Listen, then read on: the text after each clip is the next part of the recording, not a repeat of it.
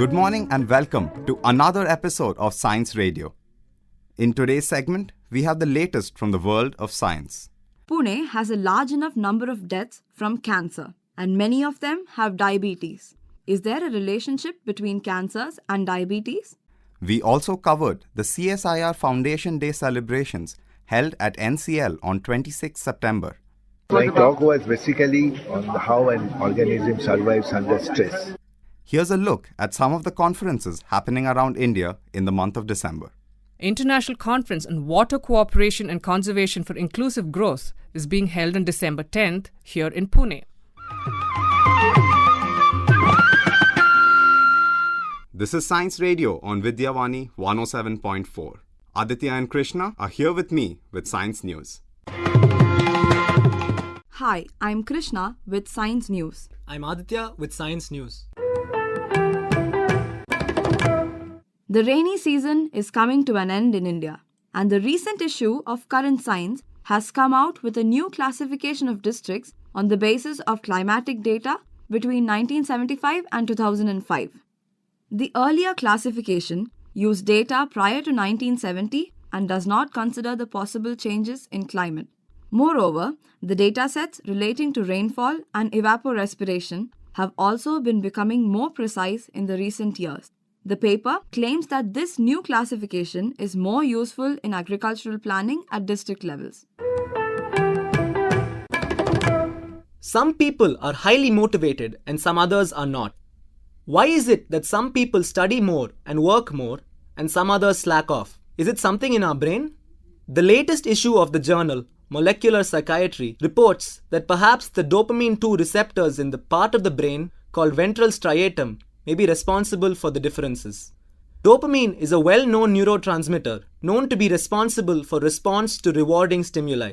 There are different kinds of receptors for dopamine, and one of them, dopamine 2 receptor, is found in different parts of the brain. Scientists used a virus as a vector to put more copies of the gene for the dopamine 2 receptor to increase the expression of the receptor in different areas of the rat brain.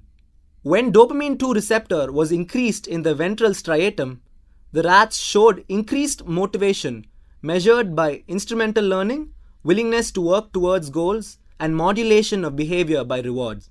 Scientists believe that this understanding may one day be used to treat mental illnesses that come in the way of using effort to achieve goals, including certain types of obesity and addiction.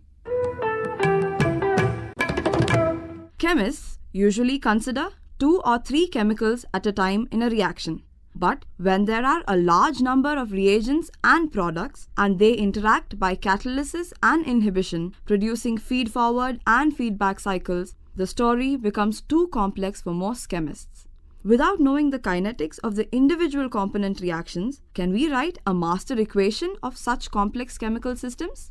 2 chemical engineers have proposed such a master equation in a recent issue of PNAS. Besides chemists, biologists too would be very happy to have such a tool that can describe the complex biochemical networks in living cells. Stem cell therapy has been used for many degenerative diseases in recent years. But often, after the treatment, the patient comes back to the hospital with a teratoma, a tumor with different types of tissues. A paper in PNAS, published online on August 5th, gives a possible solution to the roadblock in the use of stem cell therapies. Scientists now know that teratoma in such cases is often caused by some pluripotent cells or cells that can form any type of tissue. The mitochondria of these undifferentiated cells often contain certain small molecules, whereas the differentiated stem cells that make up the organ do not contain them. So they can be targeted and removed by inducing programmed cell death. This result makes stem cell therapy more long-lasting and without undesirable outcome of tumor growth. Stem cell therapy could potentially challenge the organ transplantation process by growing liver, retina, and even heart valves. It could perhaps be the basis for a niche industry for highly individualized spare parts for your body. Pune has a large enough number of deaths from cancer, and many of them have diabetes. Is there a relationship between cancers and diabetes? In a paper published in Current Science, scientists note that there is indeed an increased percentage of certain kinds of cancers in diabetic patients as opposed to the non-diabetic, especially of the liver, lung, pancreas, and prostate. The data is taken from death certificates dating from January 2006 to December 2006.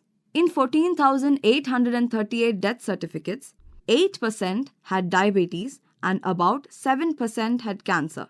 In fact, 32 different cancers were seen in the deceased population.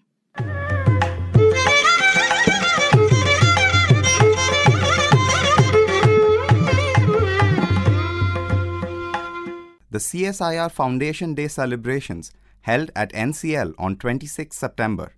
Professor Dipankar Chatterjee, President of the Indian Academy of Sciences, delivered a public lecture.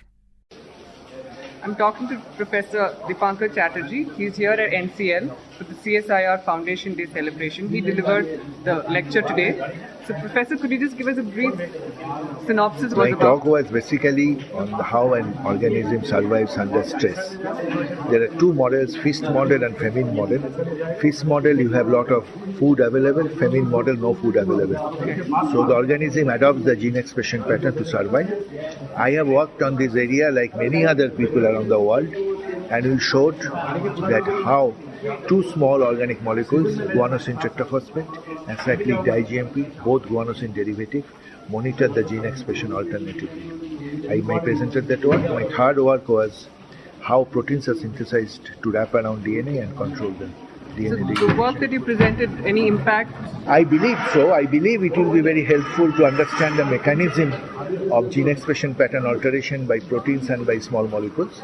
And proteins which I worked on can also have a very multimeric structure. So I hope, I have no data, no clue yet, but I hope it can be used as a delivery vehicle for small molecules and drugs. So, this work that you did, how long were you working on it? How many? My first paper on this came in 1995 till today. Thank you so much for talking to us. Thank you very much. We're in conversation with Dr. Pandit Jatkar. He retired from NCL. He's been a scientist for, say, 30 plus years.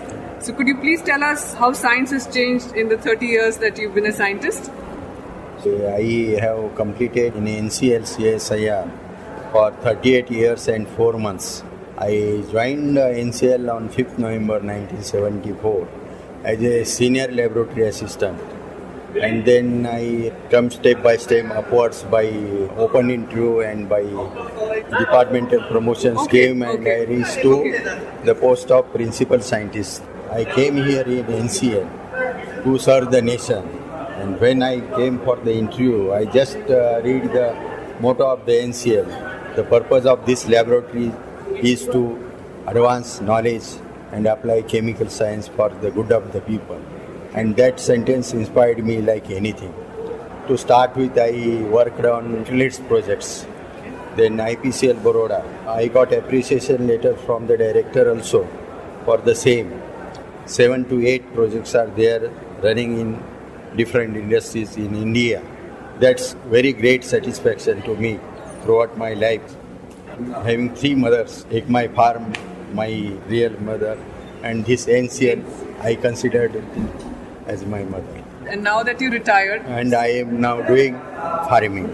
so do you have any message for My future scientists, future scientist, I will say in a single sentence that any work, don't take it as this is small amount. It is not like that. Whatever work assigned to you or you are doing on your own, you work with full dedication from your bottom of heart, and that total works will go to the feet of the God. आपण कुठलंही काम जर अंतःकरणापासून मनापासून करत असो तर त्या कामाचं महत्त्व ते झाडू मारायचं असो, अगर इतर कुठलंही मोठं विमान चालवायचं असो, कुठलंही काम तुम्ही मध्ये करत असाल तर ते तुम्ही पूर्ण तुमच्या अंतःकरणापासून आत्म्यापासून करा, आणि ते तुमचं केलेलं जे काम आहे ते परमेश्वराच्या चरणी अर्पण होतं. I would like you to please introduce yourself. My name is Vinayak. I am from Karnataka.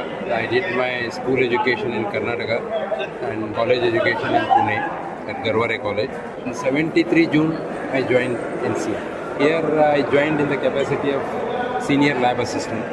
and then through the work and assessments, I rose to scientist E1 level. June 73 I joined, and September is my birth month, so I retired in September. Completes 39 years, 3 months. During my work, I was involved in a microbial project, sugar production by degrading the cellulosic waste. After 2 years, I was asked to join plant tissue culture. And in plant tissue culture, I worked mainly on trees. The work which I was involved is called clonal multiplication. Clone means vegetative part of the plant. It can be stem, leaf or bud. So if you select a plant which has some high level qualities, you can have a high timber quality, high value of the fruits, more productive plants, more production. So such plants can be selected. These plants can be multiplied through this method. This way I have worked on teak, tamarind, rubber, coconut and salvadora, and some more plants I have worked. What advice would you have to me or other students who are about to start their career in pure scientific research? Every subject is a good subject. Whichever subject you have more liking, because every individual's taste, it varies. You enter into that and you can do very good research in that subject. Thank you so much, sir, for talking to us.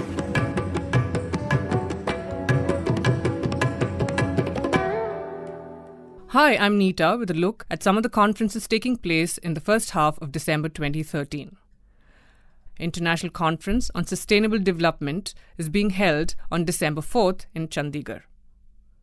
An International Conference on Renewable Energy and Sustainable Energy is being held on December 5th in Coimbatore.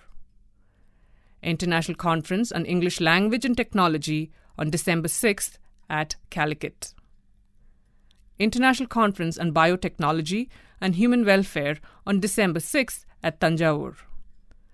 An International Conference on Cognition, Emotion and Action on December 6th in Ahmedabad. International Conference on Globalization, Governance and Sustainable Development on December 8th in New Delhi. International Conference on Sustainable Approaches for Green Computing, Economy and Environment on December 9th at Salem. International Conference on Frontiers in Chemical Engineering on December 9th in Rourkela. International Conference on Literature, Language and Communication, an Essential Trident on December 9th at Lucknow. International Conference on Water Cooperation and Conservation for Inclusive Growth is being held on December 10th here in Pune. 9th International Conference on Microwaves, Antenna, Propagation and Remote Sensing on December 11th at Jodhpur. Conference on Innovation in Rural Healthcare Management on December 11th at New Delhi. We will be back next week with another episode of Science Radio. We would love to hear from you.